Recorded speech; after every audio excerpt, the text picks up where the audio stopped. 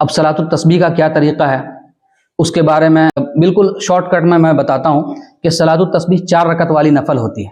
کتنی رکعت والی؟ 4 رکعت والی نفل ہوتی ہے، اور چاروں رکعت میں سورہ فاتحہ کے بعد سورہ ملایا جاتا ہے، مگر اس میں خاص کچھ تسبیحات پڑھی جاتی ہیں، ٹھیک ہے؟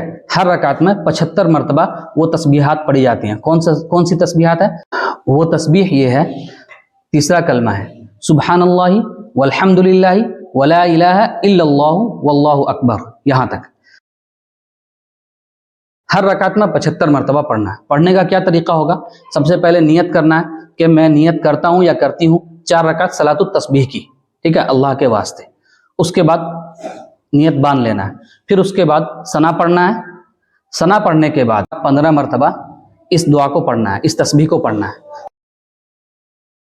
پھر اس کے بعد اعوذ باللہ بسم اللہ کر کے سورہ فاتحہ پڑھنا ہے، اور سورہ فاتحہ پڑھنے کے بعد سورہ ملانے کے بعد پھر 10 مرتبہ اس تسبیح کو پڑھنا ہے۔ 15 10 25 ہو گئے۔ پھر اس کے بعد رکوع میں جانا ہے، رکوع کی تسبیح پڑھنی ہے 3 مرتبہ یا 5 مرتبہ یا 7 مرتبہ۔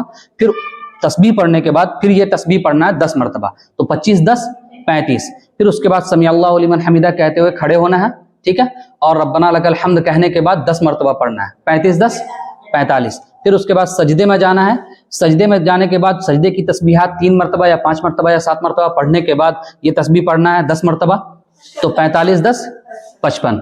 پھر اس کے بعد سجدے سے اٹھنا ہے اور اس کے بعد یہ تسبیح پڑھنا ہے، یعنی جس کو جلسے میں کہتے ہیں، جلسہ 2 سجدوں کے درمیان جو بیٹھتے ہیں نا، تو سجدے سے اٹھنا ہے اور 10 مرتبہ پڑھنا ہے، 55 10 65۔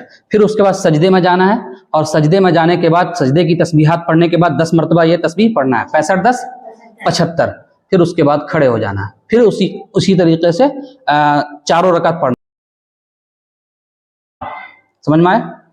تو یہ اس طریقے سے اس کا پڑھنے کا ایک طریقہ ہے۔